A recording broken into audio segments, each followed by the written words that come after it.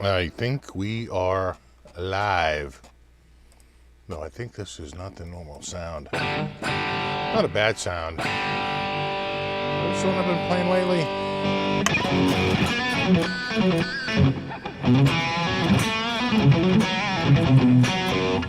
And then there's the Silver Jubilee.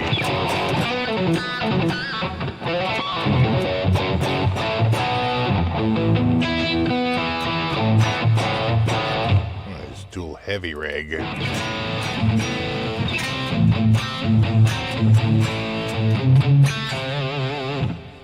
then this is where we started.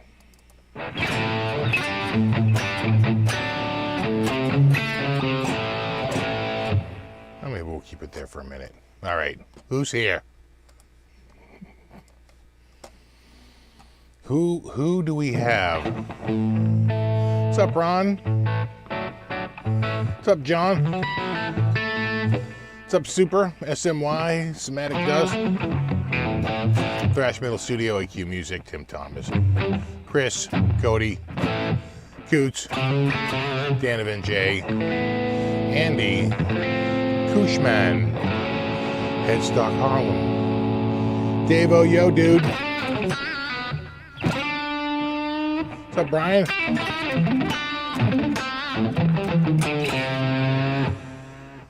Good morning in Germany. Guten Morgen.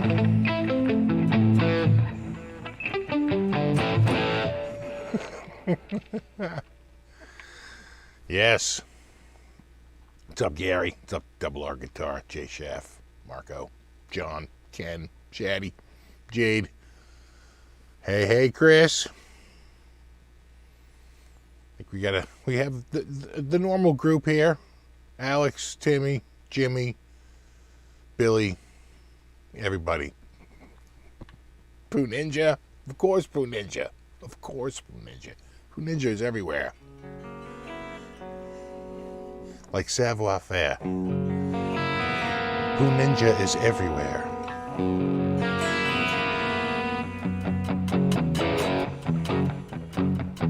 Oh my God, it's Davidas.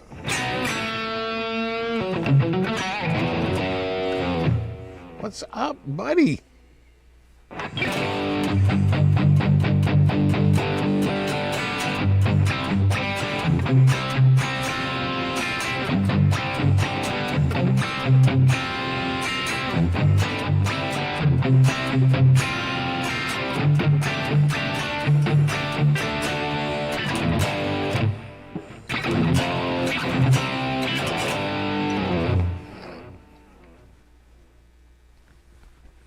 My little Davidas riff right there. Hot-blooded.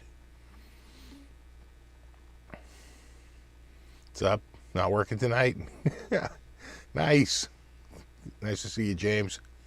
What's up, Brandon? What's up, Tactical? Hey, Davidas, if he's still here, his that video you made about getting blocked on Instagram. I was like, this dude's a genius. Damn genius.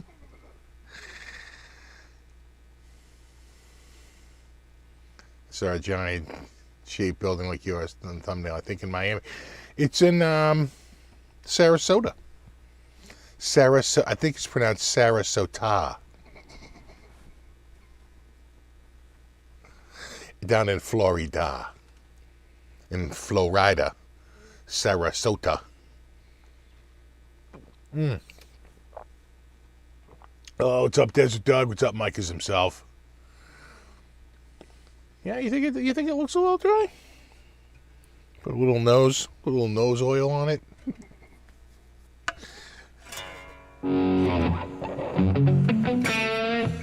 Next time I change the string.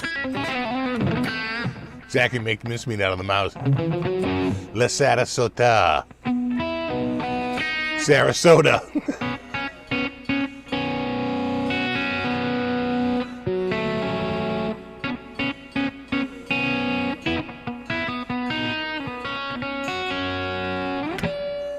Hot Blooded was like a high school tune for me in '78. What was your high school?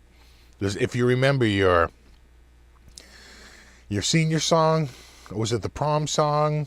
I forget what it was, but ours was "One More Night" by Phil Collin or Genesis. I think it's Phil Collin, right? I think that's "One More Night" was his solo work. One more night. It's on the mug. They give you a mug. At least they did back then. Now you probably get like a Dixie cup. Any news on Frankie? There has been news of the Frankster. Because they called and said they needed help working the GoPro, so you knew they were doing it. They're like, all right, we got the GoPro, we're gonna record it, but we already recorded some, but we're trying to play it back. How do you play back video on this thing? I'm like, swipe up from the bottom, brah. They got it going. So they're saying it is in progress. That's why, they're filming now. Speaking of filming, that's what I was doing earlier tonight. Doing a little filming on location.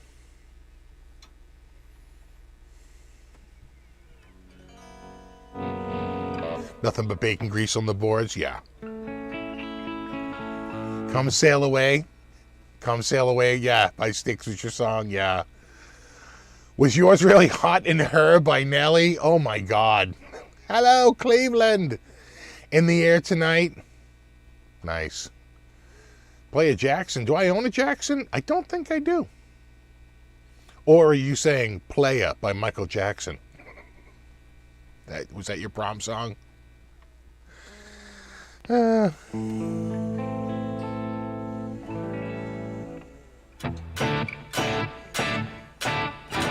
up, Tone Lives?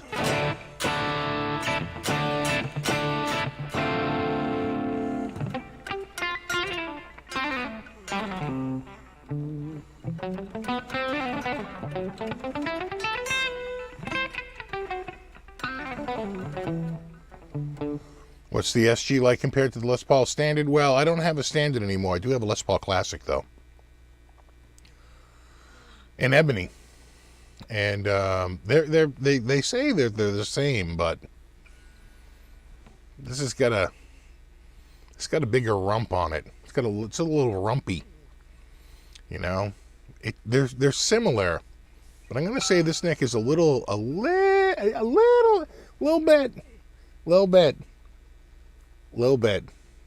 a little bit compared to the Les Paul. I think it's a little thinner on the LP.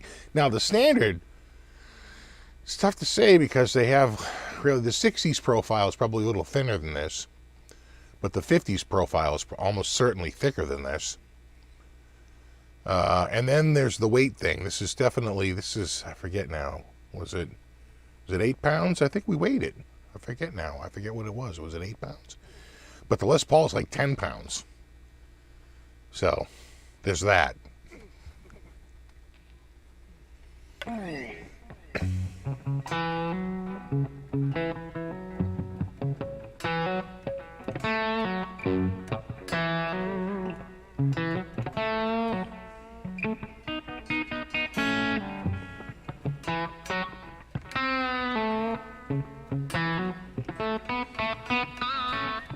Still impressed by your Tears for Van Halen? Yeah.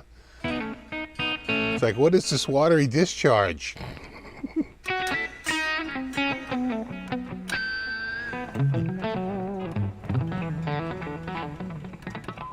Do I flip guitars for real? No, not really. I only flip guitars when I'm bored with them. But I never buy a guitar with the specific intent to sell it. I never do that. I always buy it to want to own it and play it and keep it. But like, a lot of guitars, you never play it. It sits on a shelf for a long time and you say, what am I doing? It's just, let it sit on someone else's shelf. And I wind up getting rid of it. Recently, I sold not any synthesizers, but I actually had a couple of older MIDI controllers. And they sold like really fast on Reverb. Ba-boom, ba-boom, pew, pew, pew, pew, pew. And yeah, and a Kai MIDI controller, and I had a Roland JDXI, which is a wonderful little synth. I have bigger and better synths, and I just didn't need it anymore.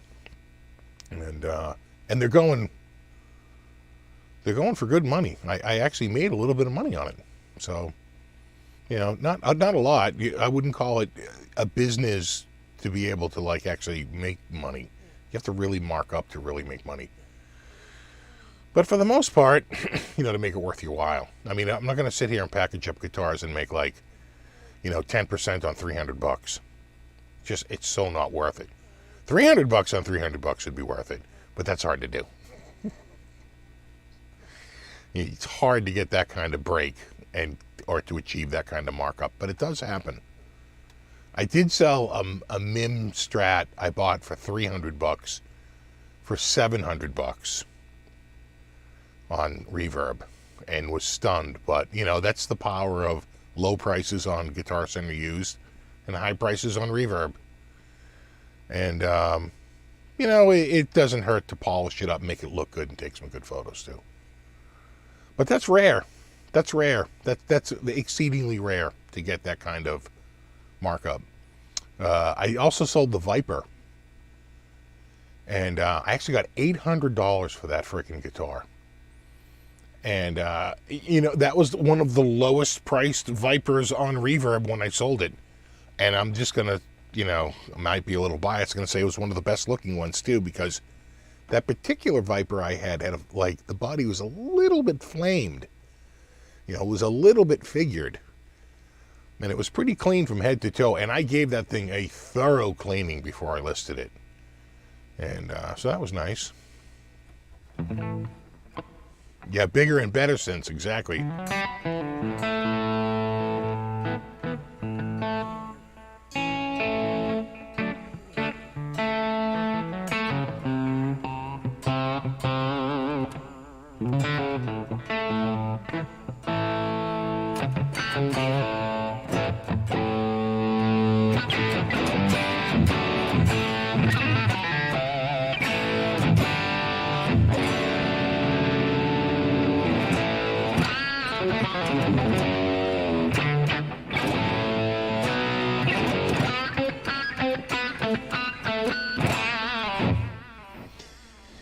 Apparently it's a good time to sell. I think it is.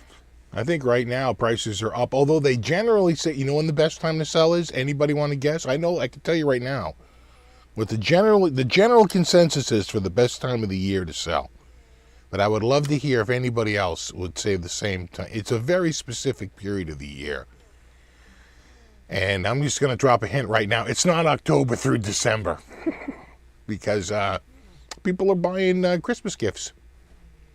And, you know, they have other pulls on their money, like Thanksgiving costs, Halloween costs, Christmas costs. Tactical hit it. Tactical hit it. I think he's the first one to say it here. Tax return time. Because you get a nice little windfall, right? You're getting, you know, if you're getting a refund. But a good percentage of the population is getting a refund. You know, they sort of overpay their taxes. They give a tax-free loan, an interest-free loan to the government. And the government pays them back at the end of the year by saying, oh, you overpaid your taxes.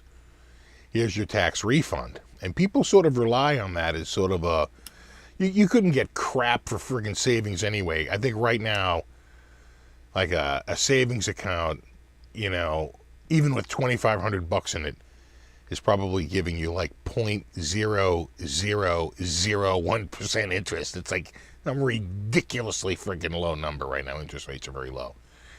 So, you know, turn that right into, you know, a windfall once a year. And people do that because they're like, I won't save it. I'll spend it. But then I get this big check from the government. and I can go out and buy myself a nice guitar. No, not a Kramer Viper, an Ovation Viper from the 70s. OG, baby, maple, head to toe.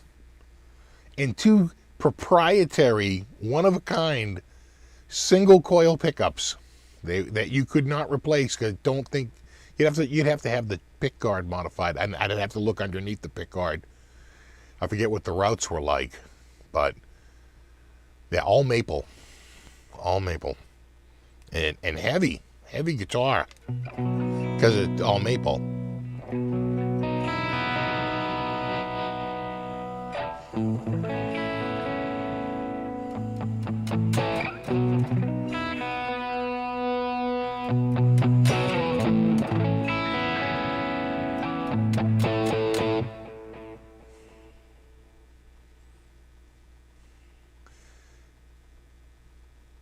Bought 2 Harley Benton SGs last tax season. There you go.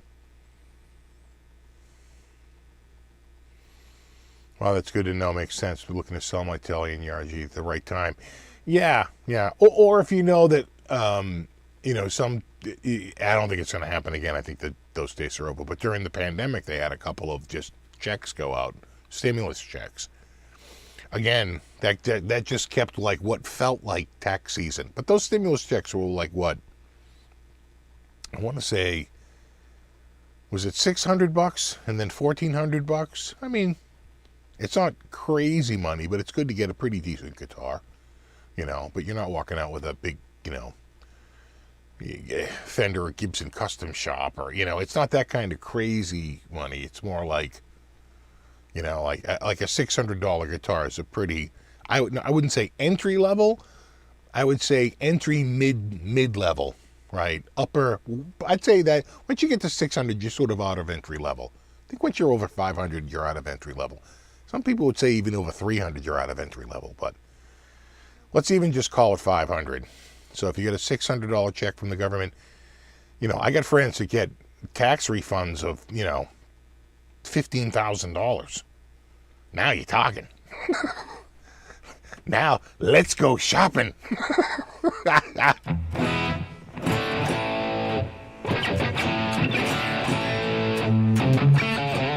Yeah, 12. So 1,200, that's not bad. But the first 12, no one's doing anything with it because you're freaking out. Then the 600, it's not enough. It's that 14, that last one. That's the sweet, sweet money right there. There's your gravy cash. Unless you got laid off, then you're probably shitting yourself and hoping you're going to get a job.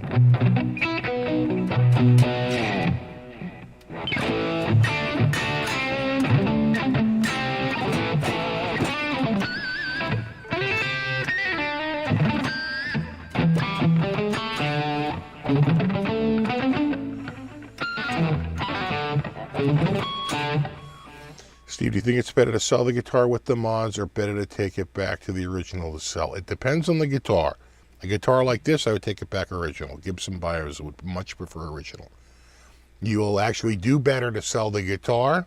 You'll get no extra money. You might even lose a little bit of money by putting a lateral move pickup in this, like a Duncan or a DiMarzio. Even a more expensive one like a bare knuckle, they're not going to really give you that much. You better have to take the bare knuckle back out of it. Sell the bare knuckle pickup, so you'll get a pretty good money for that, more than you'll get for the SG, and just put the stock back in it. I think you do much better that way.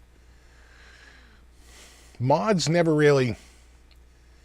The only time it makes sense is if you have like a Squire Standard, and you threw in a set of like EMGs. I'm telling you right now, you're going to get more money with that Squire with those EMGs in it than you are going back to that original Squire.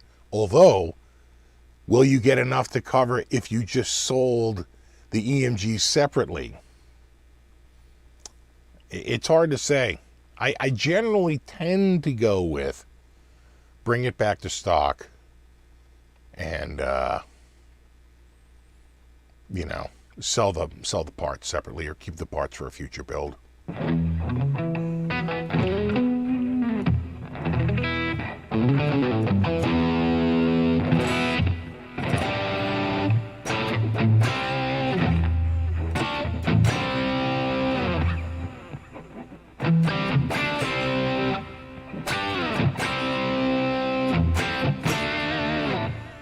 What am I thinking of?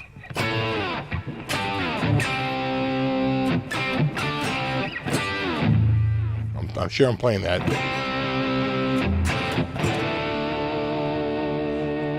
Feeling kind of dirty, feeling kind of chill.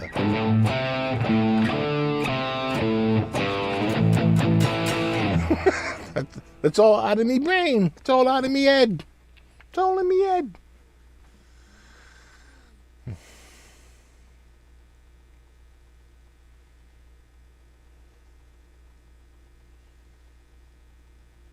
Upgrades are really tough to get your money's worth. Cars, motorcycles. Yeah, it really is. Again, 2 more money pits, right? All your, all your improvements. Not everybody agrees with the improvements, but everybody knows what the stock item is, right? And then you're gonna find somebody who wants the Gibson Les Paul the way it was originally, and if it's different from that, they might see that as a downside. It's hard to find somebody that really likes Les Pauls and they really want those, DiMarzio or Duncan pickups in there too. They probably want the stock Gibson pickups in it. And so if they don't get it, they're like, oh, that kind of hurts its value a little bit for some players, right? So you're hurting the market a little bit. It's so much easier just to go stock and then just sell those pickups separately to someone who really likes Duncan pickups. They can put it in any guitar. It's a win-win. It's a win-win-win-win-win-win.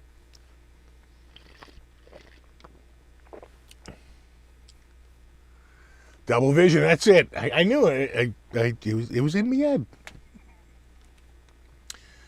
Do I always use headphones or use studio monitors too?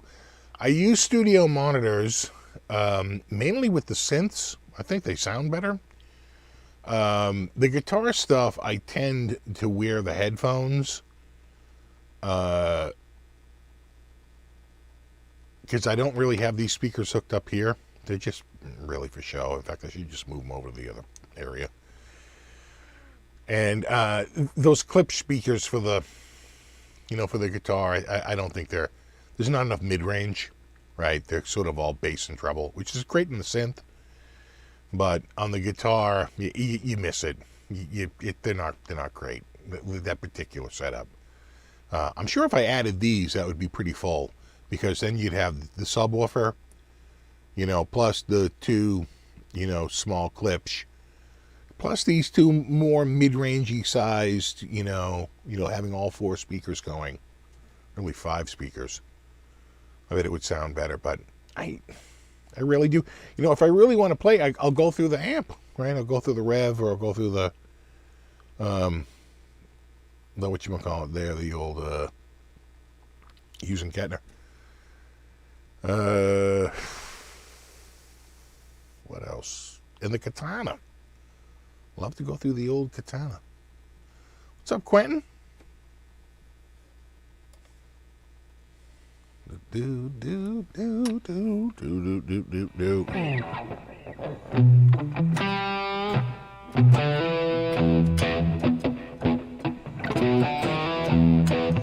How's the synth room coming? It's coming along great, actually. I think where we last left off, I had just built that wall, and I was able to get shelves up, and I was able to get shelves up on the other side, which like at the bench area. But I actually ran those shelves through I have a table saw. I ran it through the table saw and cut them in half.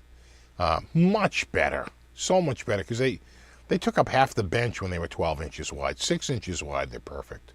Oh, thanks, Chad Boston. Oh, thanks, man. Yeah, I'm exhausted. What a day it was today. I had to do so much friggin' work today. Yeah, your wife says you sound good when you play with the headphones on. That's part of it. I remember Peavy sent me, I don't know if I can you see it on? You see it down there? Right there? That's the Viper. And they sent me that, and I remember just that first weekend I got it, I was so smitten with it. I just loved the sound of it so much. was playing it like all weekend. Probably had it kind of cranked on here. My wife eventually was like, how much longer are you going to be like doing that? Like, I don't know. She's like, yeah, we're kind of over it.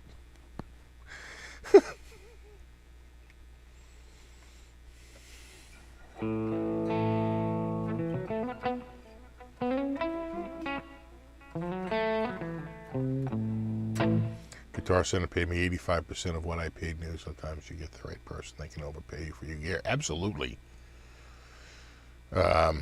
It's not all in favor of the consumer. Their prices can be sometimes all over the place. And I think prices are up. I think what they're paying and the other thing I heard, and I don't know how true it is, but I have heard this, is that I had an industry insider tell me, I don't know how accurate his information is, but he told me that Guitar Center Used marks it up like 15 to 20%, and they throw it up to make a sale very, very quickly. And he said, because if you think about it, if you could lay out that money for just like a couple of days and be able to very quickly flip it and earn 15 to 20% on your money, there's not a finance guy out there that wouldn't take that deal. The problem is when you sit on it, every day you sit on it longer, it's just losing you money, right? Because you've got that money floating out there that's not working for you in other ways. The thing that works against them is that most states have a 30 to 60 day hold for stolen items, right? So if you take something in, much like sort of like pawn shop rules, you can't sell it for like 30 to 60 days. Depends on your state. And you can sell it, but they can't take it. It has to sit at the store for 30 to 60 days. So just in case somebody calls up and says, oh, there was a police report made, for a stolen item that matches the item that you have there, right? So there's some sort of built-in timetable to some of their used gear, but even 30 days or even 60 days, 20% back in 30 days, there's not a finance guy out there that wouldn't take that deal. So it makes sense because you want to flip that stock as quickly as possible, right? Money out, money in, money out, money in, right? But I don't know how true it is, but I have heard that.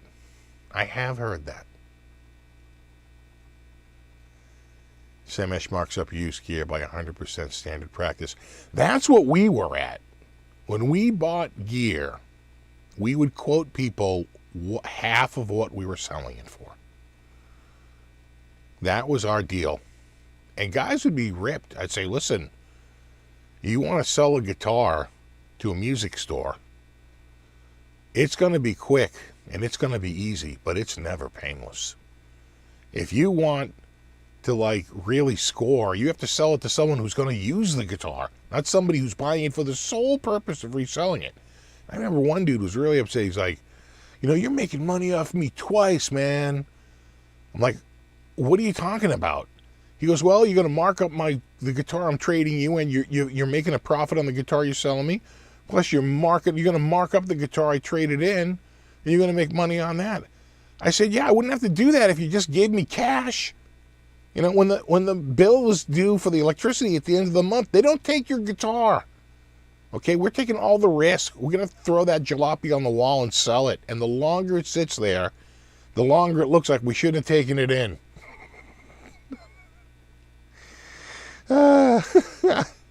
So it's like, and people would really get, and I'd say, listen, just go sell it. If it's what, you're right. I'm going to give you, it's a $500 guitar. We're going to give you $250. You could probably try and sell that very quickly, but see, there was no Craigslist back then. There's no easy way to do it. What's you going to go take an ad in the want advertiser? How would you even sell it? Then he's like, and that's the funny thing is that there used to be cork boards, right, at music stores, but it was for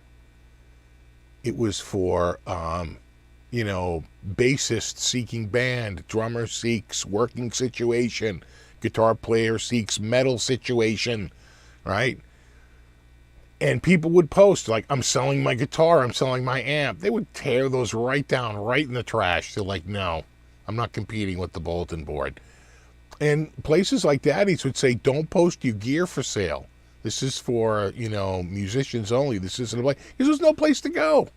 There's no place to go. Now there is. Now there's countless places to go for free. You can throw it up on Reverb and not pay a cent to list it.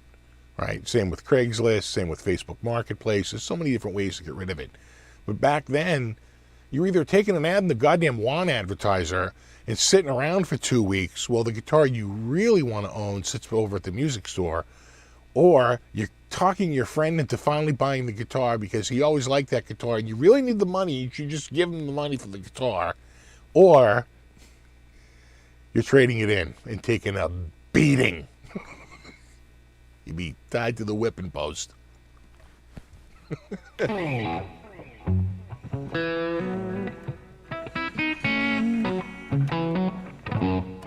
What's up, Benjamin in New Zealand? In California, it's 14 days. That's pretty short. I found that Guitar Center is usually willing to sell. Oh, I definitely, that's funny you say that. The best deals are in the waiting period. Like if you go to Guitar Center and find one and you buy it before it goes up on the, because sometimes I swear to God that it doesn't go up live for the same money. I think you're right. I wonder if it goes live on the web a little bit higher than when it's, you know, when it's in store. That SG that was in store, that sold instantly. That did show up online a couple of days ago, and it sold within like a day. I tell you, there was a gorgeous Gibson on Reverb in the mod shop. You know, they do that thing. And it was, you know, a basic, I want to say it was like, maybe it was a Les Paul Junior, or Les Paul Special, I think it was, Les Paul Special. But it had like unique plastics. They usually come with, you know, all black, and this was all chrome. I mean, I'm sorry, it was all cream, like, so cream P90s and a cream, you know, the bullseye around the toggle switch, and they changed the knobs, right? So instead of the small, you know, those little like sort of like mini top hats, right?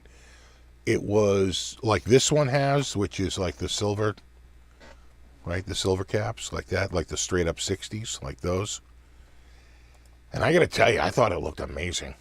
And it was the cheapest guitar there. I think it was $9.99. And I stared at that thing a bunch, and I was like, oh God, it looks so much better. It looks so friggin' good. And it sold. It sold. It's funny, I remember trading in for my Kramer, my first Kramer. I traded in my Fender The Strat, which I had modified. Boy, this ties it all. This ties this conversation all in together. I had modified it with Seymour Duncan's. So I'm thinking I have a $650 guitar with another, you know, $250 worth of work in it. You know, clearly my guitar, hold on, let me get a calculator, and you know, is worth like $900. And I remember going, I said, well, maybe I'll just trade you my Strat. And they're like, yeah, $250. I'm like, $250? What are you talking about? And they're like, I go, well, this has Seymour Duncan stacks. It's noiseless. He goes, yeah, that ruins the value. You've like destroyed this guitar. I'm like, no, we'll go $250. I'm like, oh my God. I was so desperate. You know how that goes. So I gave it to him. Got the guitar. I was in there like, I think the next day or the day after that, it was within 24 to 48 hours I was back in the store.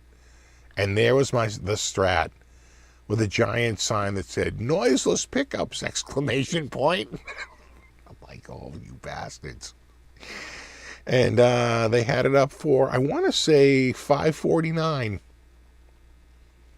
from my 250. And, you know, that was 1984. Steve, have you tried the Amarok from HP? Tried it. I own one. I have one. I've done a video on it.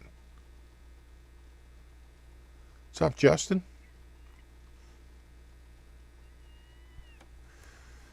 Steve, guess what? New guitar day. Oh, please do tell what you got.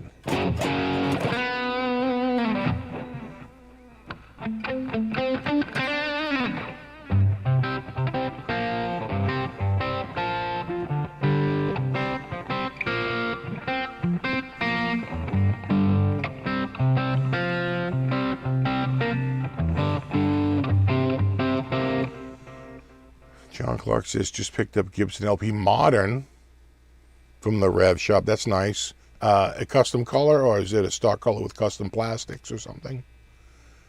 I like it when they mix it up like that, you know. I tell you, they got a, let me call up the old Wibberoo here.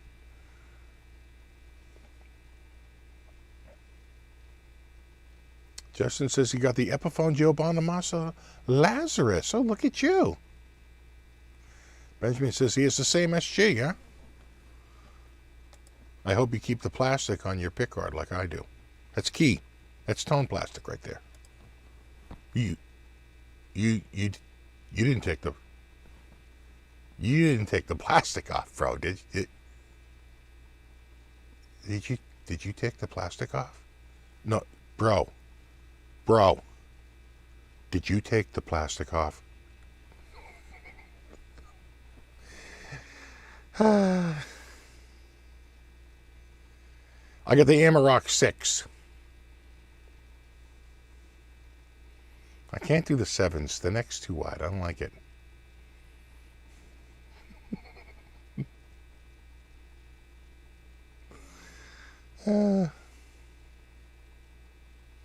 Stone plastic. 3,500 New Zealand second hand. It's an original 70s. Never had plastic. Yeah. True that. Damn it, he took the plastic off. He took the plastic off. Still has the stick. Ah, bro.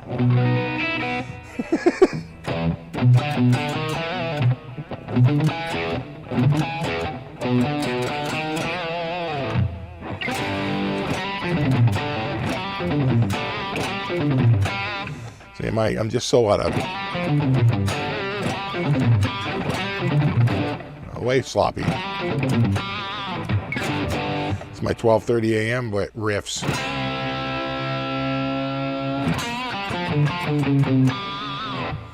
Well, yeah, what'd you get, Electro Omega? This past Thursday.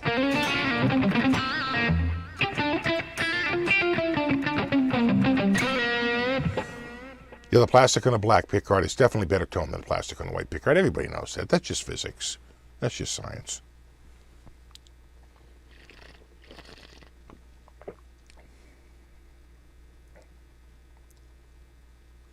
Harmonic shims.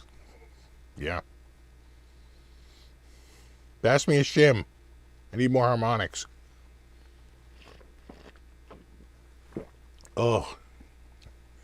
That was not a full cup. That was a half a cup. Sadly, we're damn near out of coffee. Do I keep this one? There was a clean sound. That was kind of.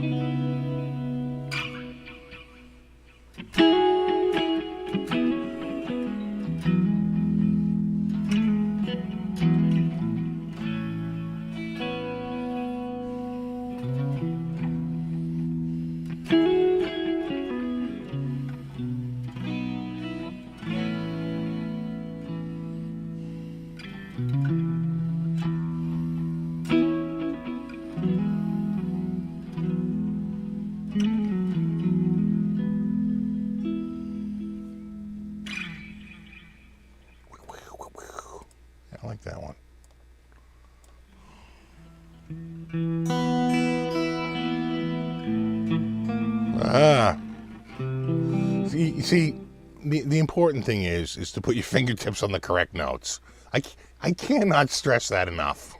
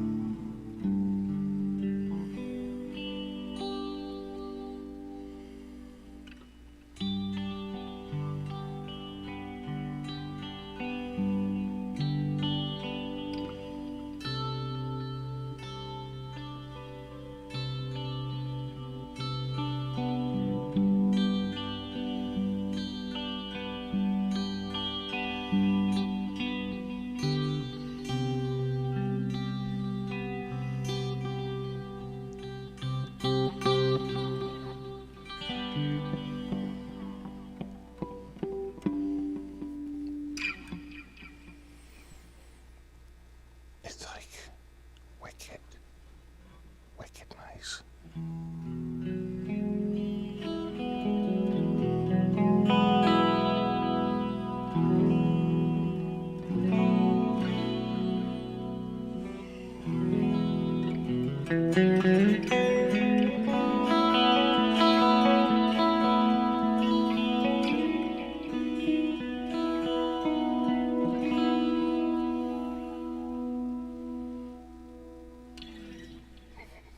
What's up, Adam? Haven't taken the plastic. I had a friend, he had a laptop over here from like 2013. It still had the plastic on it. I was like, bro, he goes, it's a disease. He's like, I make no excuses. I'm like, bro, how old is this laptop? Yeah.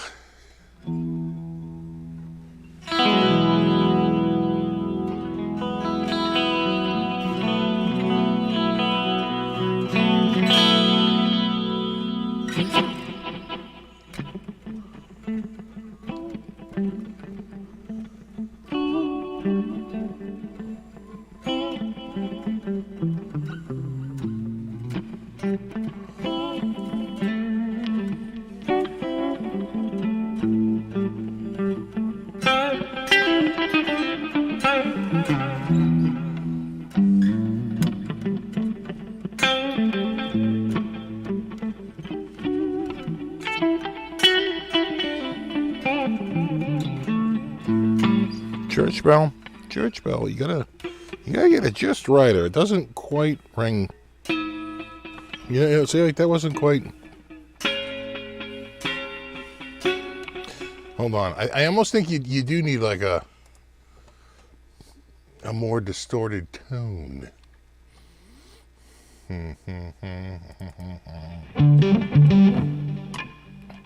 Let's try this. I think I gotta do it a little higher, like here. Let's try that. Well, let's try it clean. I wonder if it should, in theory, work. It doesn't, though, does it? I mean, it kind of does. But it's like, it's not quite the same ring. You really need the... Let's try it on one of the high strings here. It really isn't the same. Versus, say, something like this. You know?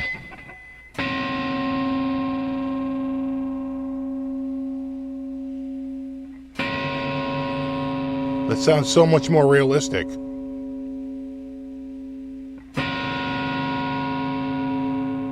And then even on the higher string, way more realistic.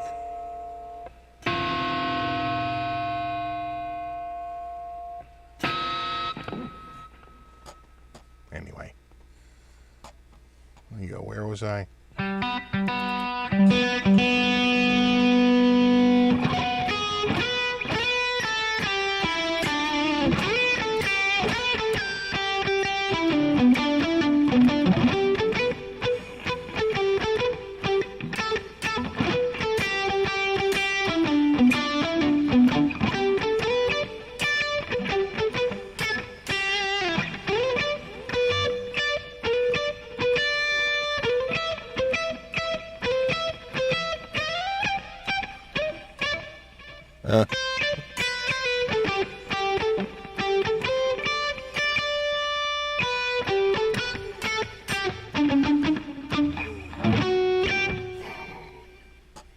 Nice.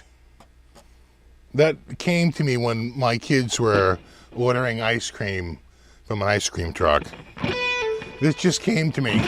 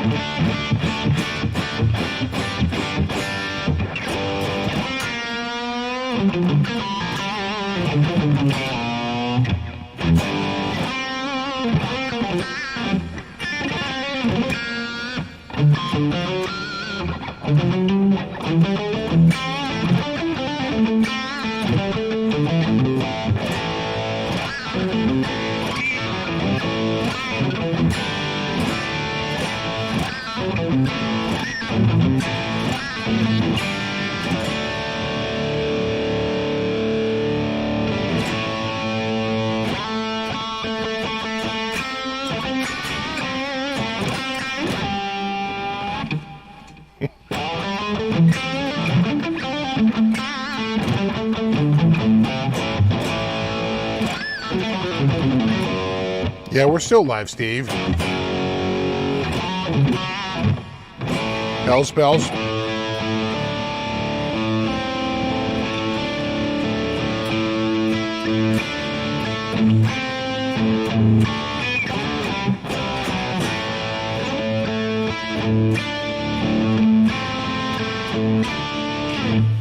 That's how Angus plays it live. I learned it.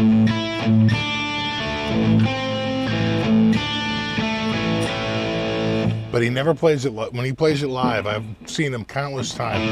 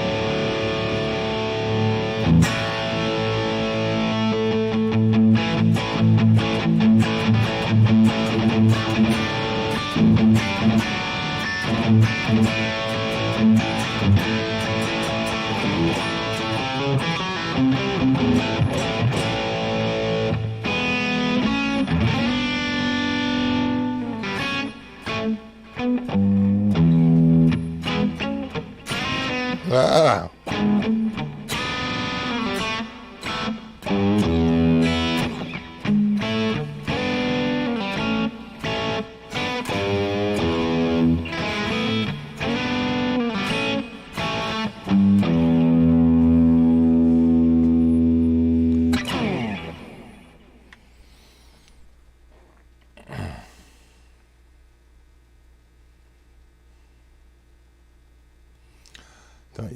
You don't get copyright stuff in those sets. It depends on how long. It depends.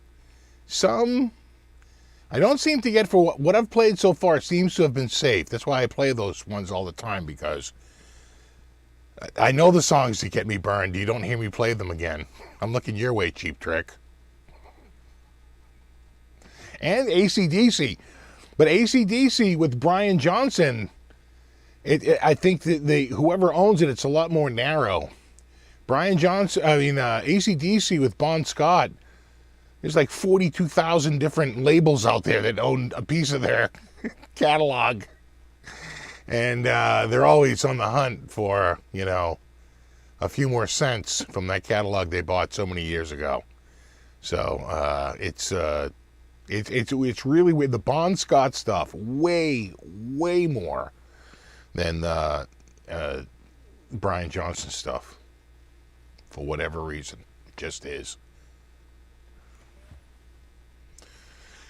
What pickups are in the SG? You'd think I'd know that. You'd think I'd know that. Let's see. There you go, the old Gibby. What say you, Gibson? Survey says SG standard. I'm going to put it in the black. It shouldn't change anything, but just in case. Tone paint. It says they are using blah, blah, blah, blah, blah, blah, chrome, cream, blah, blah, blah. The neck pickup is the 490R. The bridge pickup is the 490T. It doesn't help any of us, but that's what they say. The correct answer is, according to the website, 490R, 490T.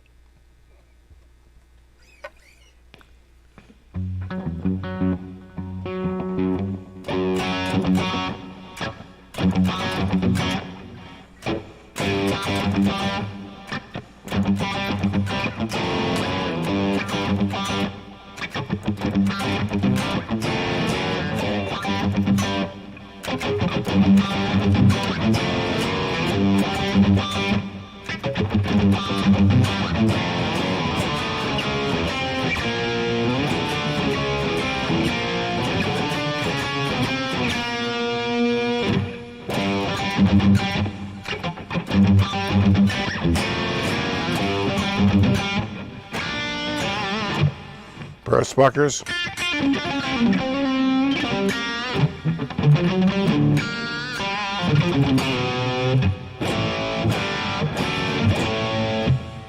So is it something like, you know, there's a number and then there's a name, and they are like the 490T and the 490R are called burst buckers? I don't even know.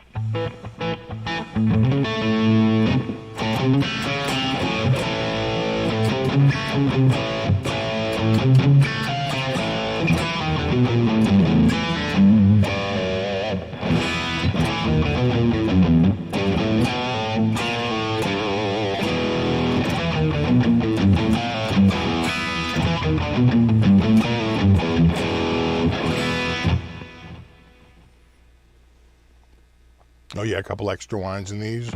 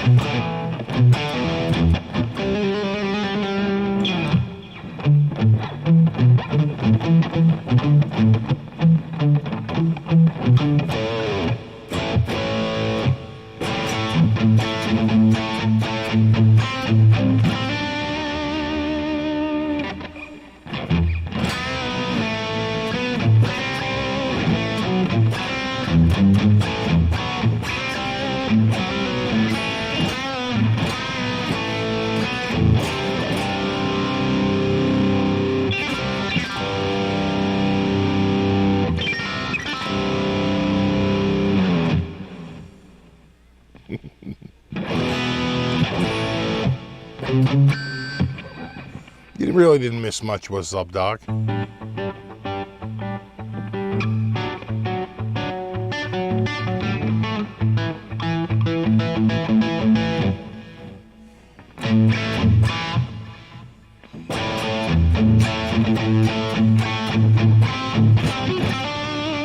I know I'm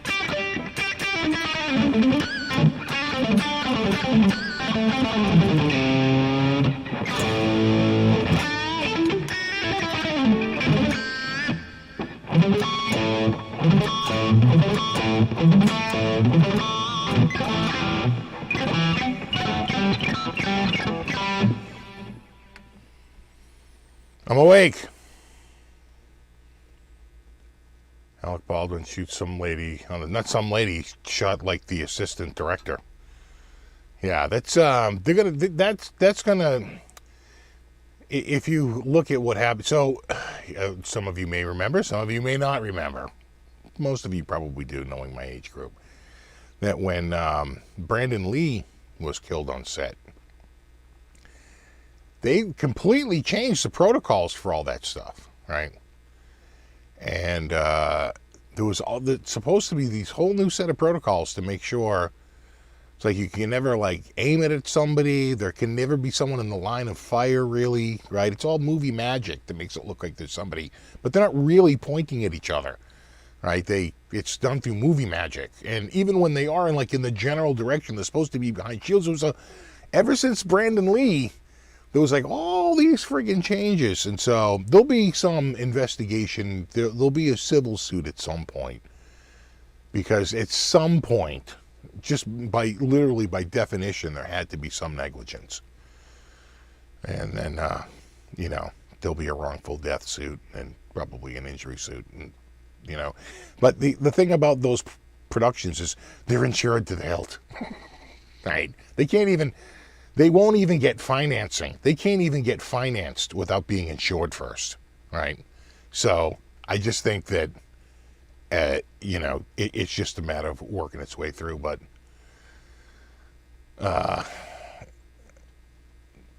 the thing is like, you can't, I've seen some people saying like, well, why wouldn't you check it? Every person handed a firearm should check. He's an actor. He's on a set. This isn't a firearm, okay? It's a toy gun. It's supposed to be fake. Everything's fake. It's a set. It's a prop, right? And besides, you got 200 people trying to put a movie together, but hey, this isn't his responsibility, period. There's somebody who's supposed to be checking on that. And,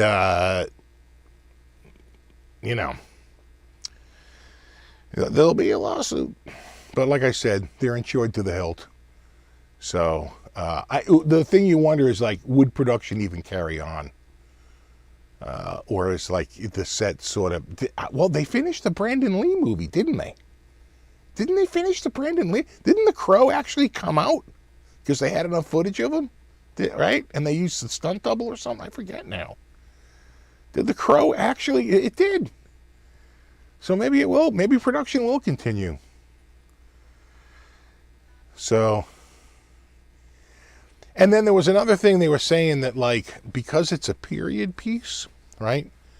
That it's not really a prop gun, that they get an old gun and they convert it to a prop gun. Well, I'm sure there's all kinds of problems with that, right? Because, it's like you protect the barrel by filling it, and then there's an explosion inside the gun, and the plug that you use to stop anything from coming out now acts as a projectile. I mean, there's all kinds of things that can go wrong, or things just go out sideways, right? So not even someone straight ahead. There's just there's an explosion, and in shrapnel, tiny pieces go out, but they come out at such a speed, they go in you, and if you catch you like, in the heart or in a major artery, God, you're in trouble. So, yeah, it sounded to me like there was a screw up somewhere, and that either he had a loaded gun or he had a faulty gun.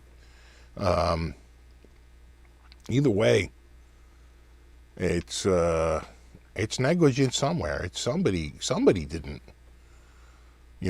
put that together right. So, again, it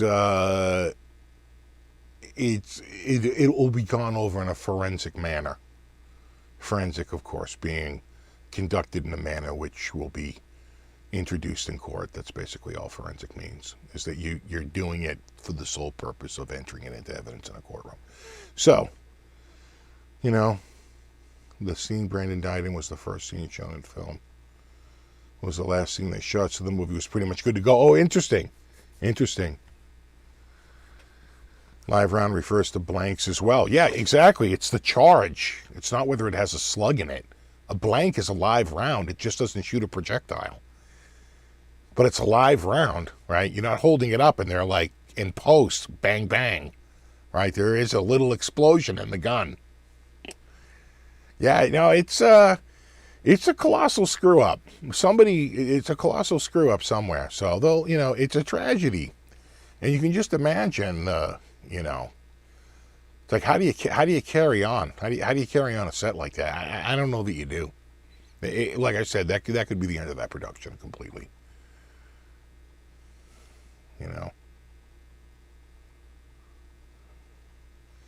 Say it's time to cancel Hollywood? No way. Look, any place that can make the movie Predator is okay by me. You son of a bitch.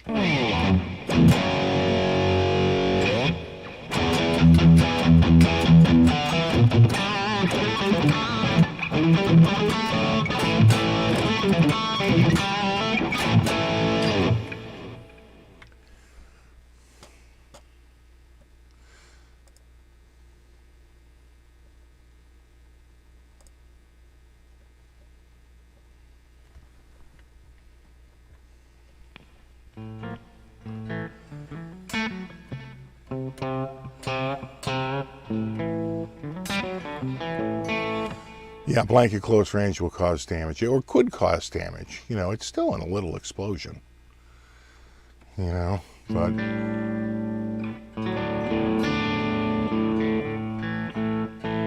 they'll get whatever happened. I assure you, they'll get to the bottom of it, because there'll be a very long and drawn out court case, and that'll happen.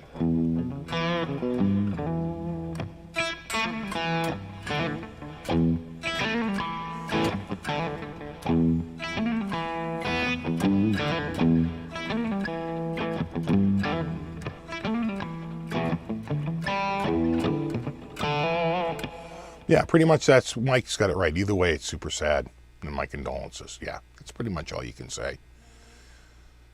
You know, what we think about it is irrelevant. In a very real way. Unless you're on a jury.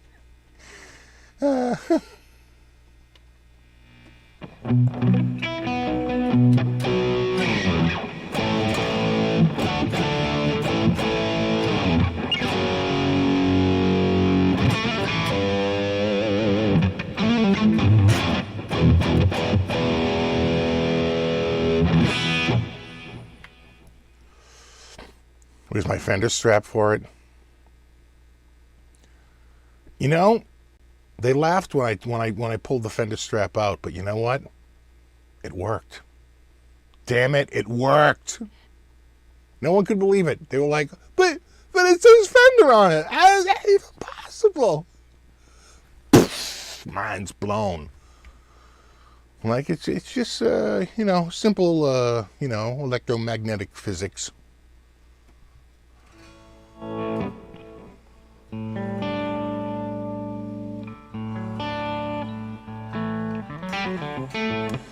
Have I ever used coated strings? Notice a real difference? Yeah, I did try coated strings. I didn't care for them. They felt a little plasticky. You know? No one will be punished. Yeah, you only punish people if there's actually wrongdoing. Negligence isn't punishable. That's a civil suit. You have to show malice. And an accident isn't malice. So, no matter how much you dislike the person. They made a movie about it. It was called Absence of Malice.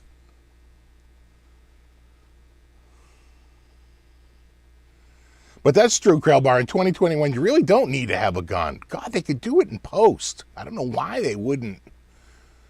They really don't. Of course, it'll be civil.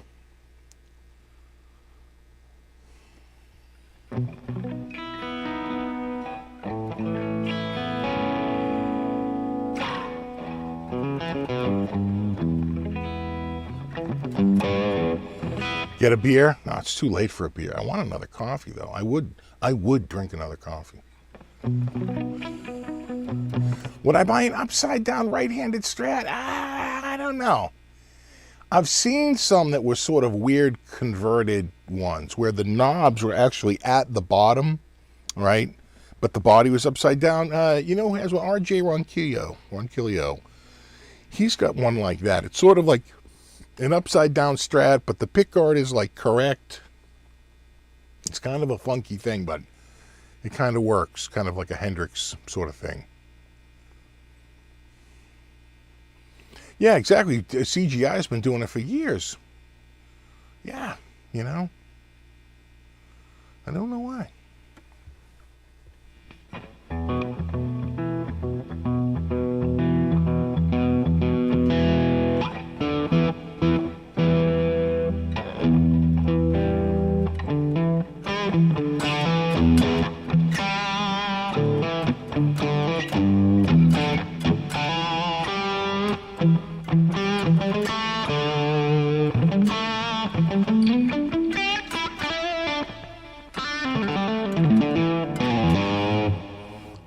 Part yourself, Starbucks Pike's Place. That's nice.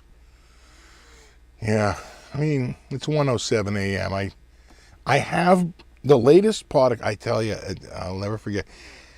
I had a huge trip back. I forget where I was coming back from, but I was really late. I want to say it might have been either a Germany trip, or it might have been, in fact, I think it might have been when I went to Denver. And I got back really late.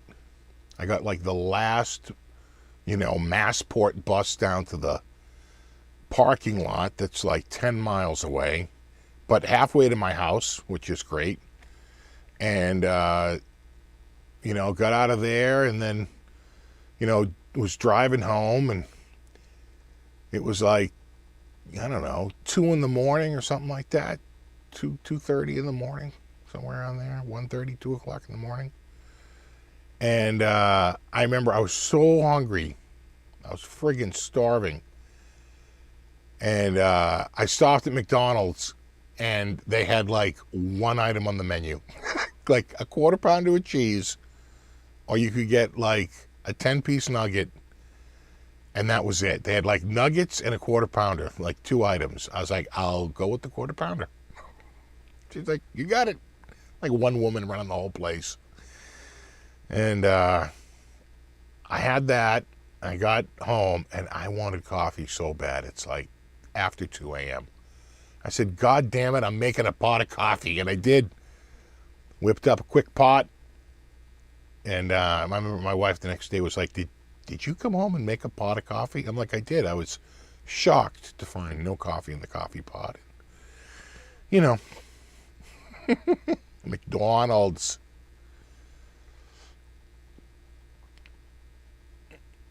Last gig I played? Oh, God. A long time ago. I guess Chicky Flynn's. A buddy of mine had a band. I sang in on a couple of tunes. 4 p.m. in Australia. It's midnight. No, I'm sorry, 1 a.m. here. I'm going to say midnight. I'm way off.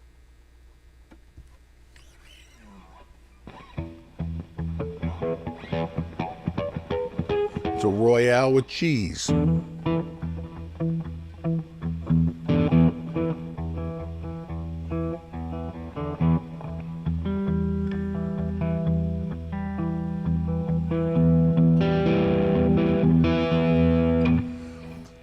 What do I brew with? I got the Queef and Fart. The old Cuisinart, Queef and Fart. It works. We just got a new one. We literally wore out the old one. My wife was like, why did you buy a new coffee pot? I said, because the old one was destroyed, and we never noticed because it sits in front of a window and it's all in the shade, and we never really noticed just how bad that friggin' coffee pot is. I said, but it was time. All right, we just got a new one. Oh, is it Rob? Is the baker? Oh, look who's here. Look at him. Look who's here. It's Hot Shot himself.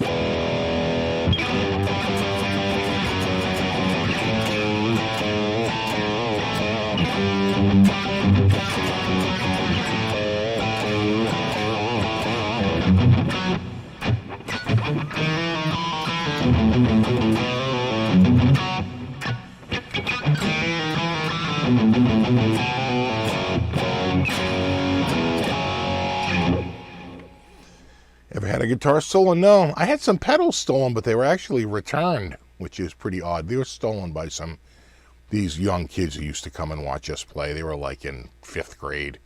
And they stole them, and I think the parents found them, and they made them return them. And we got them back. But I never had a guitar. But I do know some people that have had gear stolen out of their van.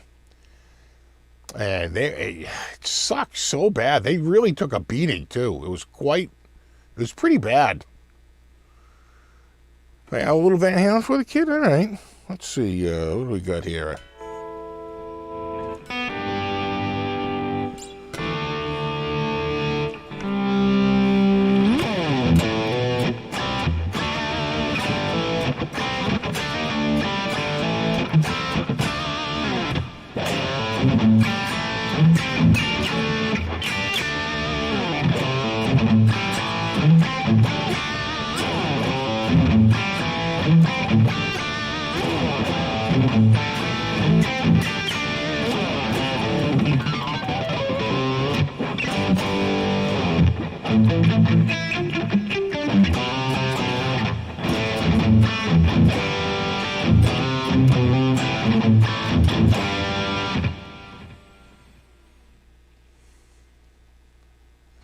real fast here.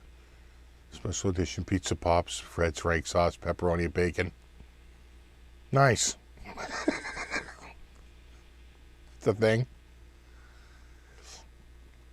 Lived on Beacon Street by Mass Ave. Broke into my apartment, took 2 valuable guitars. Yeah, it happens. Beacon Street by Mass Ave. Okay, all right. So that's really in. It's really in like Back Bay. That's up by like well, right before the Mass Ave Bridge.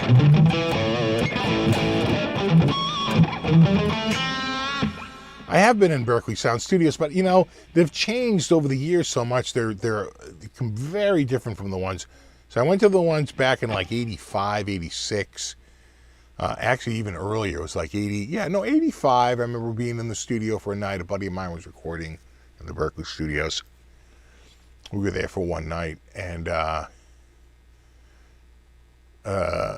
if you go there now, I was there just a couple of years ago, and it was very updated, way more tech than I remember. In fact, I remember seeing a couple of tech closets, and it was impressive. Very impressive. Some serious fiber optics going there, kid.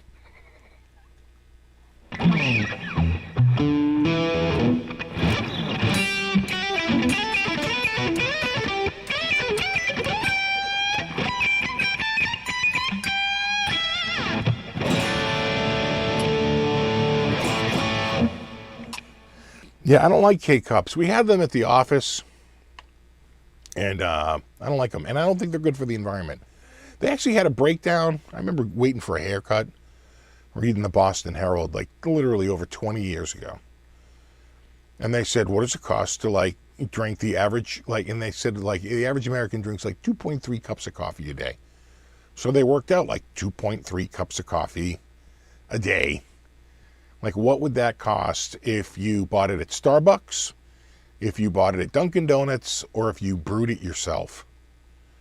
And the numbers were like, Starbucks was like, it was something like $1,200, You got to the Dunks, and it was like, No, it was even higher. Starbucks was like $2,500. Dunks was like $1,600 a year for an entire year's worth of coffee. And brewing it yourself was like $250.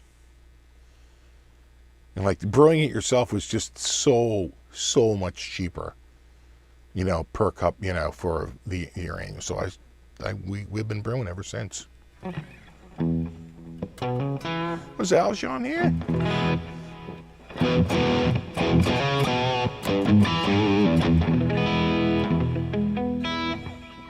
Chicago pizza?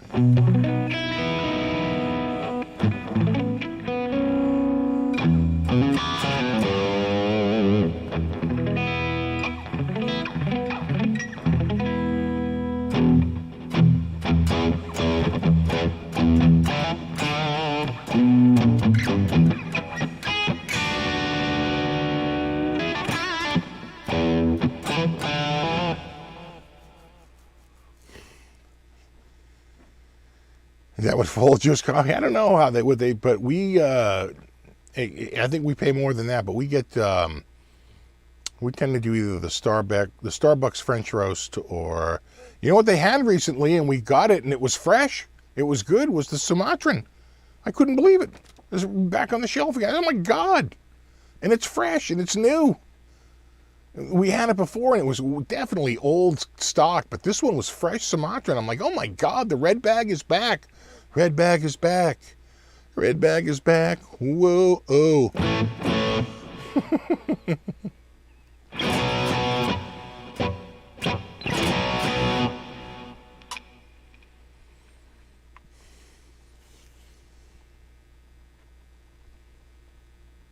Ever use a mocha pot for coffee? No.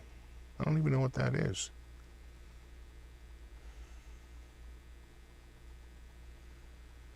Aljan says, my band had a break-in over 20 years ago, lost everything. Oh my God, that's the worst. I had a friend who, like, lost some expensive gear up at, like, a, practice space, right, where, it's a big long hallway and there's a bunch of rooms and there's bands in different rooms. It's an industrial building, an old factory building. And it was totally an inside job.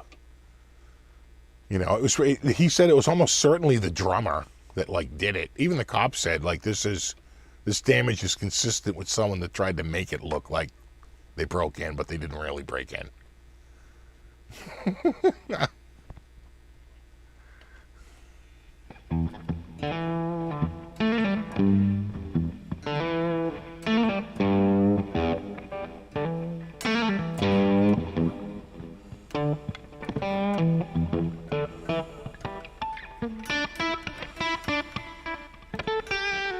All the bands in the rehearsal studio got jacked. So, again, that's what I think what the cops pointed out in his situation was that they broke into this, like, studio, but the only room they went to was the one that that his gear was in, Rob. None of the other rooms were hit. Right, so that doesn't sound random, right? They target this room, which is in the middle of the hallway. Why don't you just go to the first room and see what's in there? If it was random, right, and they didn't know him. And even the cops were like, this is, like, laughable damage. There's somebody who got in this room had a key. And I don't know if they ever arrested the drummer. I don't think they did anything. I don't think anyone ever got arrested for that. That was just, and of course there's no insurance. That was just gone. It was, I want to say they stole his Kramer. I guess that was a Kramer custom too, right? Let me see here. If I go to vintage Kramer and I look at, I'm going to say U.S. catalog 87 early. Yeah, that looks right. That looks right. So he had, no, that neck doesn't look right. Where are you? No, there it is. There it is, right there. He had the Pacer Custom too. Original Floyd Rose, fine tuners. Yeah, he had this one here, but he had it in the blue. He had it in the flip-flop blue. Yeah, he had that little switch right there. That was it. That was the guitar he had. That's the guitar that was stolen, but it was in blue. It was like in this color. It wasn't in this particular color. But that was it. And he had the rosewood. Yeah, I remember that.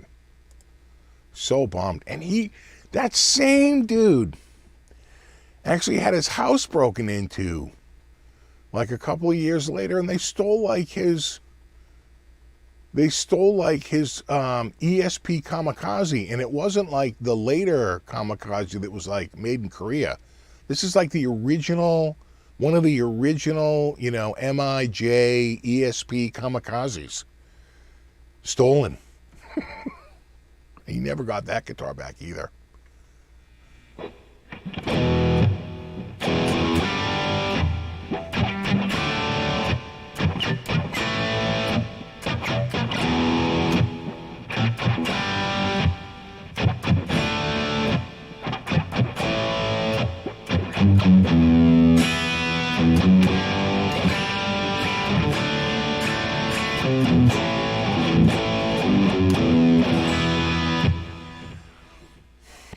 And the crazy thing is, the one at his house, they broke through a window. They smashed through a bedroom window. And they knew which bedroom was his. So again, it was probably somebody he knew.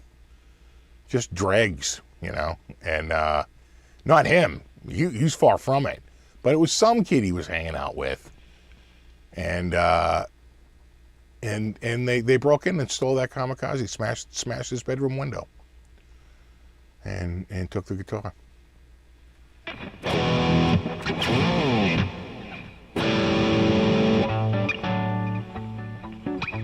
Have a good one, RV.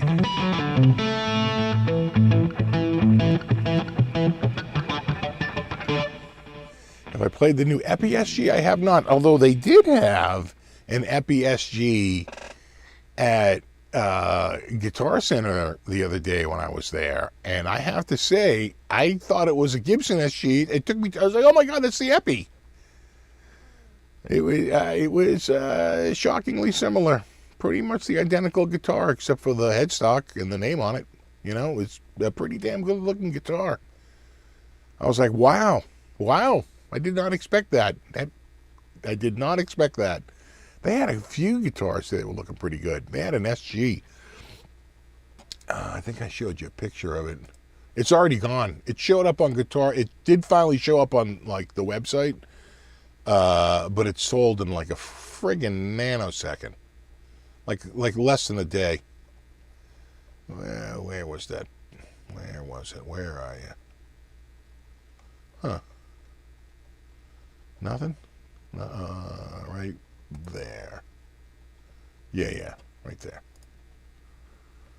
Right there. Not bad for $16.99. You know. And then they had the Telly, and there's the Epi Flying V, which is I'm sure probably already gone too. That was a nice guitar for $4.99. Again, these are all used, but yeah, that SG. I gotta say, I pulled that off the wall. I was like, oh, this is nice. Look, it's a different color than the one I have. It's a different tuning gears than the one I have. Oh, I could rationalize this. It's a different pick guard. It's got a different bridge. It's completely different guitar. At least that's what you tell yourself when you buy the same exact guitar twice.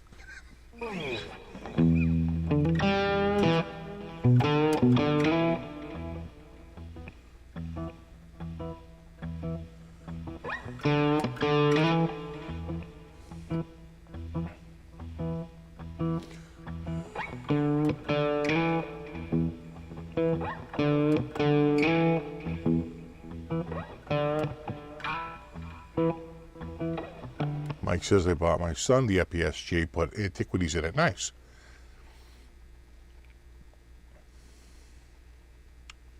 Watchman says he's got the Epi-SG 66 reissue.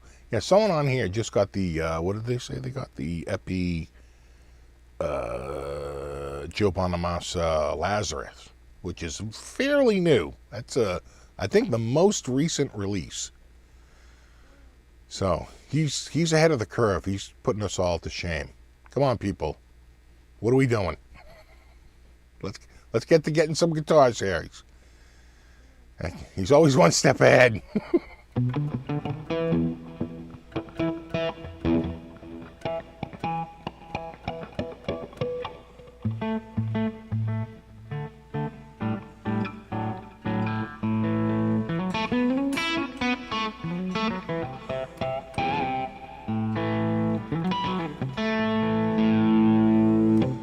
A bucket list guitar in mind?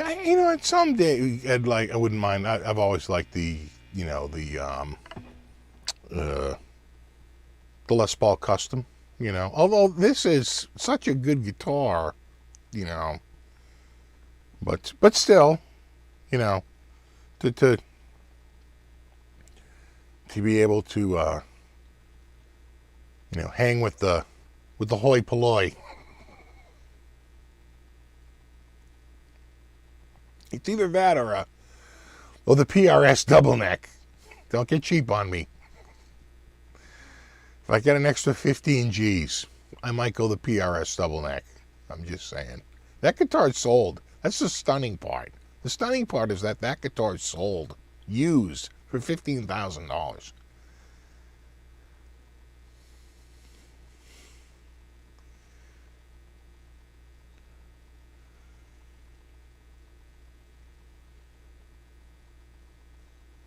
Casey says he has the Epi-SG Muse Wanderlust green. That's a good color. Change the plastics. There you go. If you don't like something, just switch out the plastics. It's a quick and easy change. Makes a massive change. That's all that was changed in that Les Paul Special I saw the other day on the mod shop. It was the same Les Paul Special, but they had changed all the plastics, and I have to say, in the knobs, and I was like, wow, that actually really does look pretty good. I know it's something simple, but it really did make a difference. Very striking guitar.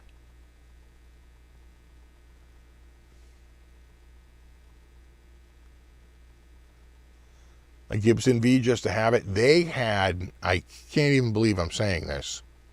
I thought I dreamt it, but I didn't. It was real. They had on Guitar Center used a Gibson, not Epiphone, Flying V, in gloss ebony, not matte ebony, gloss ebony, for $7.99, which I thought was a friggin' steal. I was falling over myself to buy it, but it was already sold. It's one of those ones that it wasn't site mapped, right? It's not gone out of that system. It's still in the database. It's still showing up in the search. It's still there when you say, show me all the Gibson guitars, right? Oh, there it is. You can click on it. You can go to the listing, but when you go to add it to your cart, there's insufficient quantity of this guitar left in inventory. So it's been removed from your cart, which basically is a nice way of saying someone else already bought it. But I just thought $7.99, God, take my money now. That's a really good price for the Gibson.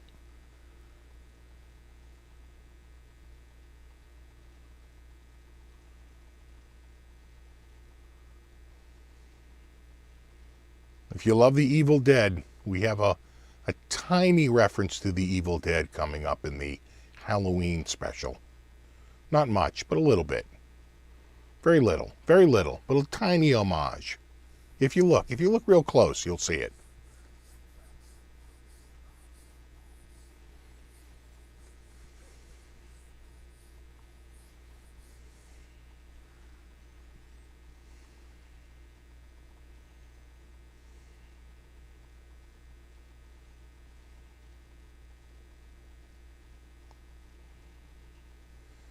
That dude that bought your double neck SG put it in his man cave as an Eagles tribute. There you go.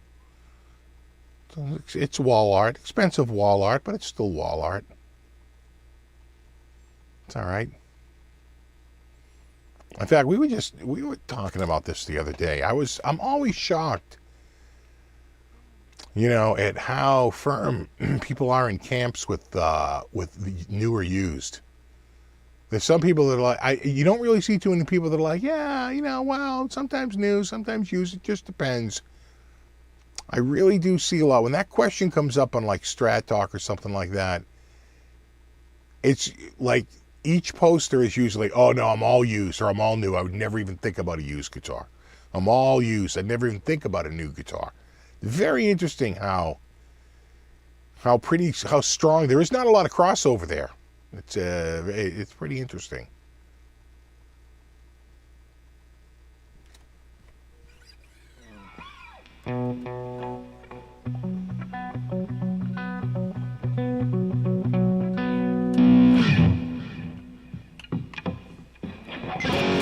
Yeah, who was it? Bruce Campbell? Who was the Sam Raimi was the director.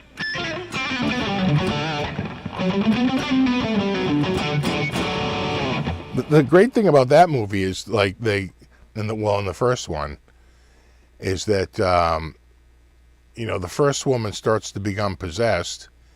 She's over by the window, right? She's calling out the cards, and she starts to like attack them, and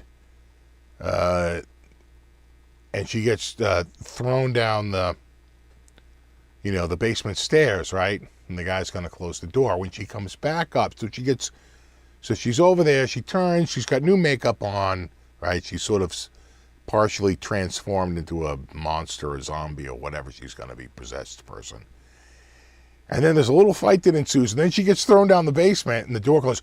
That second shot, she goes down the basement with one set of makeup, and she turns around and comes back up, and completely new makeup. It's a fast change from when she gets thrown down the basement and down to the cellar and like back up again. Like in an instant, it's a pretty big change. Little continuity problem, but that's okay.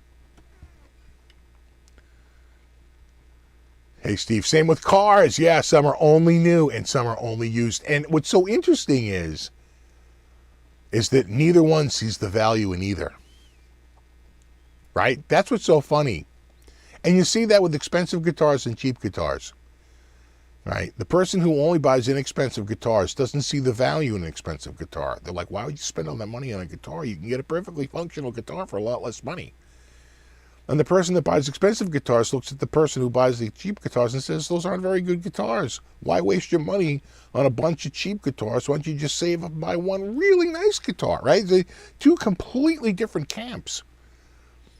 And what's so interesting is each camp doesn't recognize the value of the other side, right? And then you see the same thing with new and used, right? They're like, why would you ever buy a new guitar? It depreciates so quickly. Why would you ever buy a used guitar? It's got all the, crap stank from the last guy that owned it. I think I find that the people who buy new guitars, like exclusively, tend to be maybe not as skilled as much in setup. I think the people who are better with setups and can fix a lot of their stuff themselves, they have no fear of buying a used guitar because there's nothing wrong with it, barring some like serious structural damage, like a broken truss rod or something like that. Something twisted neck, right? Something that just really can't be fixed by simple setup. It's really a structural issue. But barring that, barring some structural issue that's beyond setup, there's really nothing that can't be set up, right? It's just a matter of putting a little time into it and setting things up. So there's a makeup artist in the basement that works fast. Yeah. You have to watch the first Evil Dead with the Bruce Campbell commentary. I don't think I've ever heard that. Is that, the DVD? The DVD commentary? I don't get out of character till after the DVD commentary. Ain't no cell phones in 1969. I'm headed to legit.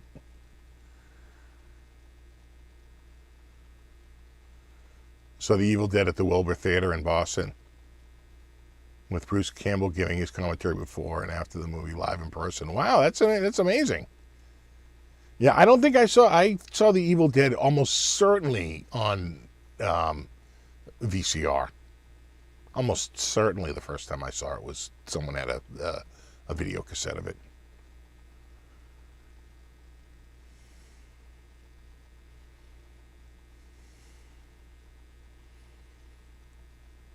Les Paul pickguard on or off, yeah. Well, I remember we used to joke, right, this is an old joke, and, when you're studying the law, you get in, at some point, you're going to get into habit evidence. And and I just remember, like, this guy giving a lecture on it, and he says, habit evidence. He goes, that could be summed up in one word, shaving. He goes, some guys shave before the shower, some guys shave during the shower, and some guys shave after the shower. But no man wakes up and says, what's it going to be today? Before, during, or after? That is habit evidence.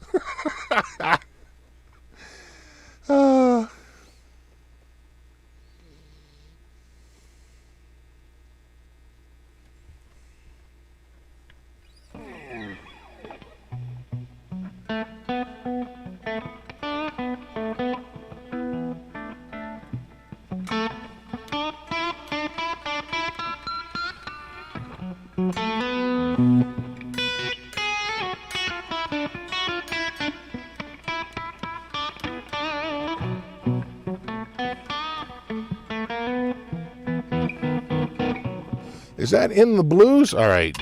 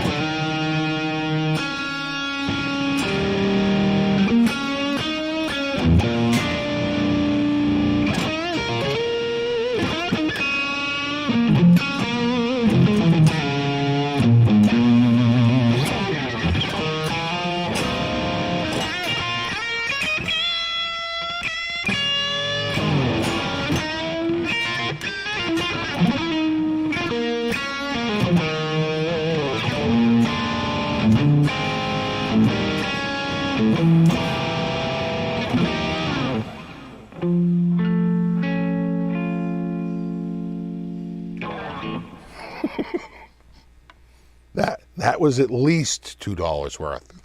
$2 Australian. Which is, yeah, that's about 9 cents US. Yeah, that's about right.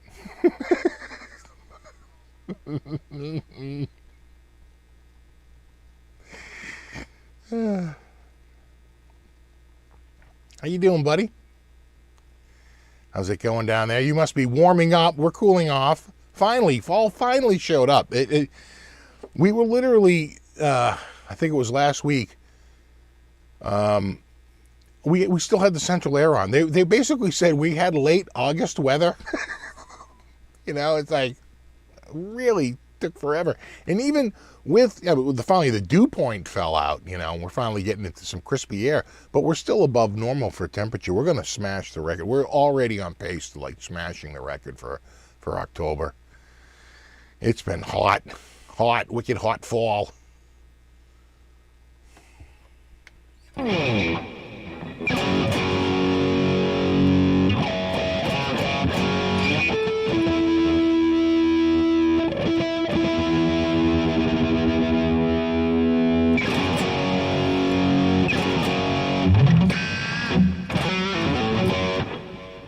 Did you really have a snow? Oh my God.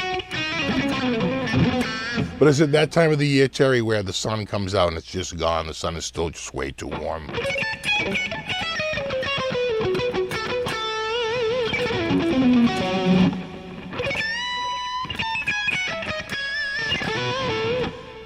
Yeah, we haven't been to 27, not even close. We've been way above, way. I mean, we had a low the other night of like 63 degrees. I mean, give me a break. In October, that's the low, the overnight low. Come on. I mean, like, come on. But eventually, you know, it cooled off, and you know, we got some cooler weather. But man, it was even they were saying on the weather, they were like, you know, for a while we had weather like, you know, the middle of September, but then that morphed into sort of like late August. And they're like, now we're back to early October and the end of October. It's like we've just been in this crazy, and we're about to hit, I think it's going to be dry tomorrow, and then we're going to have a week of rain. We literally have rain Monday, heavy rain Tuesday, rain on Wednesday, rain on Thursday, rain on Friday. And they didn't get into it in the regular TV forecast, but if you look at the long range online, also Saturday and Sunday. So pretty much 7 straight days of rain are on tap. Not heavy rain. Maybe one day of heavy rain. The rest is just kind of crappy. So I got that going for me. And including Halloween. As of right now, they're predicting rain on Halloween, so we'll see what happens.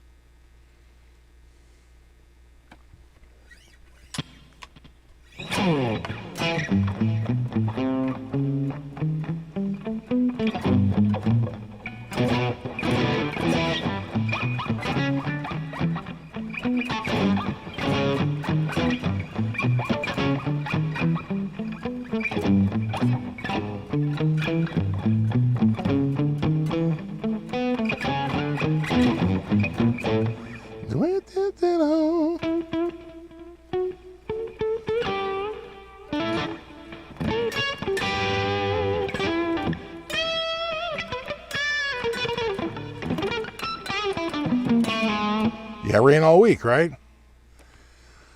I don't like it. Yeah, if you're not looking for your next guitar, you might have a problem. That's true. That's true.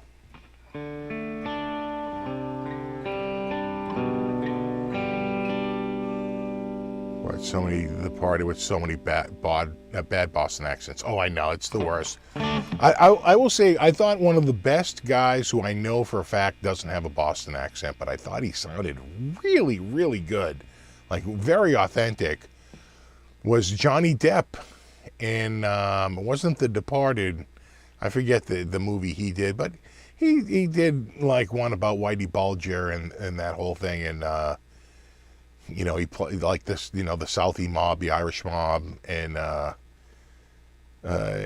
guess that would be late 70s, early 80s, somewhere around there. I think this is the time frame. And I thought Depp had it down. I was like, that is really, really good. Really good. Like one of the best. I mean, you hear so many people. The worst by far was Clooney. God. Just awful. Just awful. We got Black Mass. He was really good. That was particularly accurate. You know.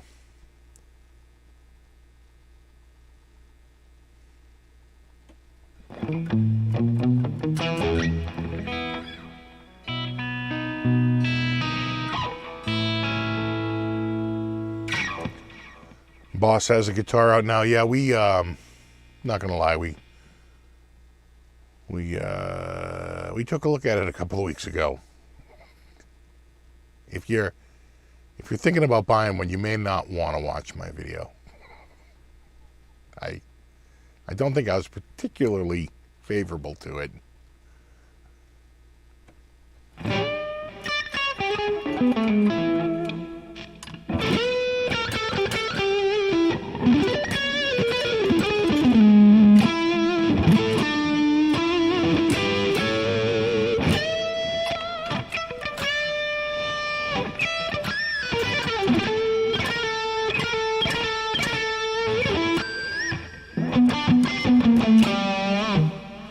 Well, the Boss guitar seemed like a synth guitar, didn't it? Like I used to say, it's like you're solving problems no one had. You know what I'm saying? It's like, was the world clamoring for a synth guitar? You know, synth guitars have been around for long. I had one in the 80s, which it worked, but it really only worked like on the high strings and in the upper frets, because then the frequency was so high. It needed several cycles of frequency for it to tell which note to ring. Well, when low frequencies, it takes longer to read because they're wider apart. They're lower frequencies. Lower frequencies have right?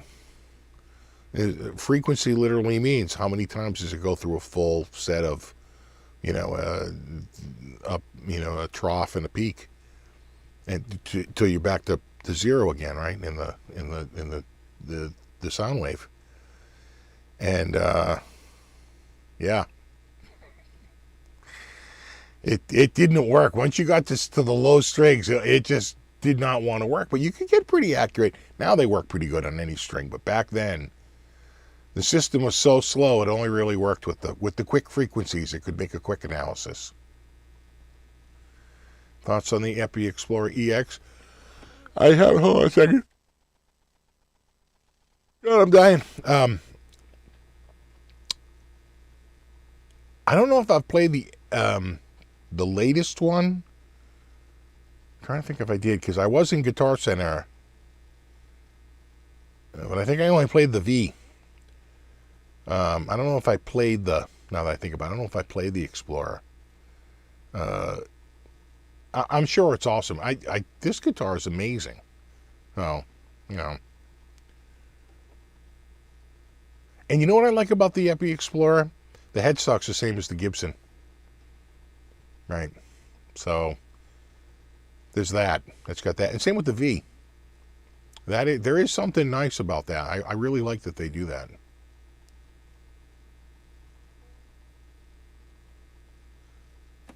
Yeah. All of a sudden. because I'm out of coffee. God damn it. God effing damn it. These guitar synth demos are always seeming to pick the cheesiest sounds. I know. You have the Casio DG20. I am sure that they've probably eliminated latency at this point.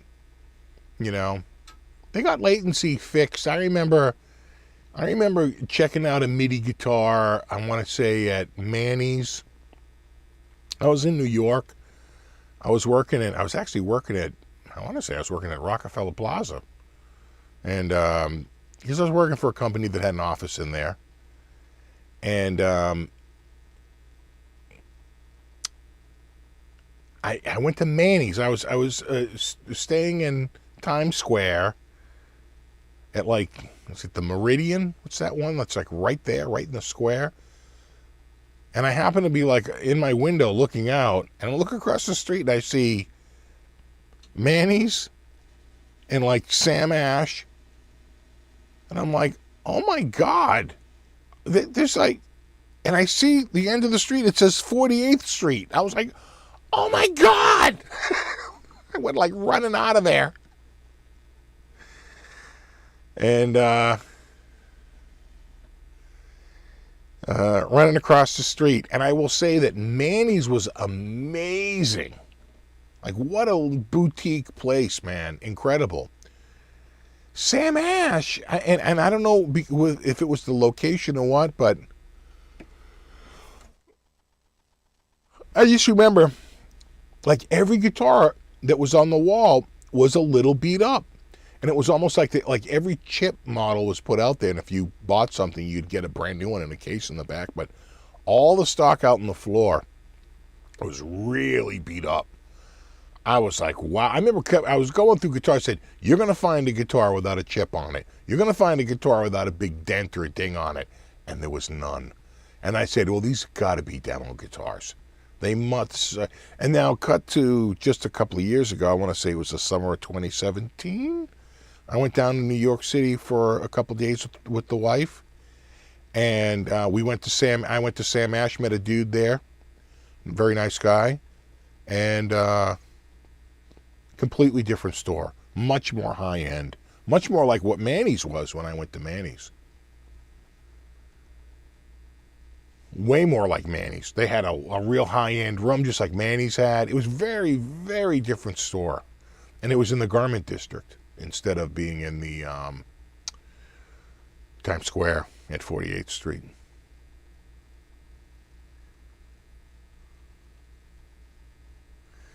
Sam Ash and 48th was always packed a lot of traffic. Yeah, I got to think that they just had floor models that anyone could pick up.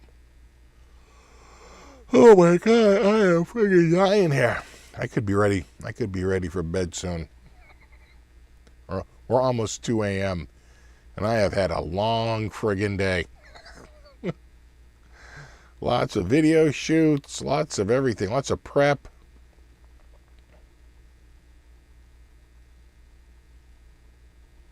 Yeah, I think we've started our descent. Then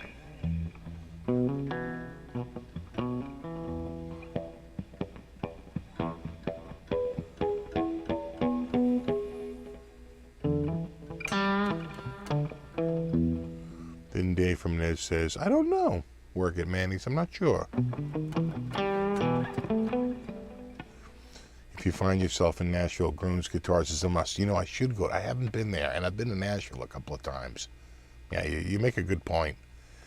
When I was a kid, I would send away for catalogs, and I think Groon sent me a catalog, and there was a guy in New Jersey, I forget the name of the place, they sent me their flyer. Oh, man. And Mandolin Brothers. I remember getting Mandolin Brothers pretty regularly. This is before, email. You would get people, they would just mail you their flyer, their monthly flyer, or bi-monthly, or semi-monthly. Sam Ash has a much better selection of Squire than Guitar Center does. Understood. Have a great night, Aljon.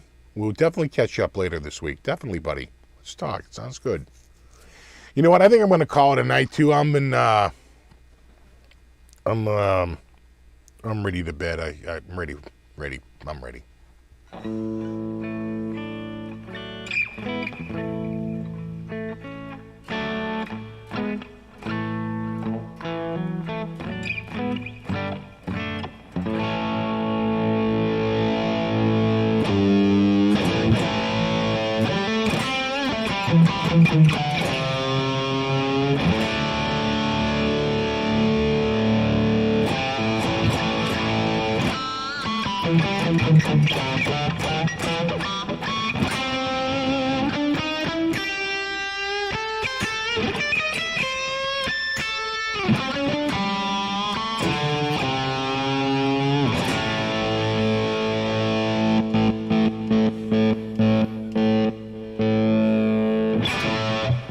There we go. That's a good way to end it. As good as any. All right, dude. So next week, Saturday at 7, there'll be the Halloween episode. We'll see how it goes. I felt like we shot some good footage. We'll see. You never know. It could turn into something. I might be able to make it into something worth viewing. Perhaps. All right, dudes. I'm heading to bed. No, you rock, Wendell. And I'll see you guys in a week. And I'm glad you could hang out tonight. I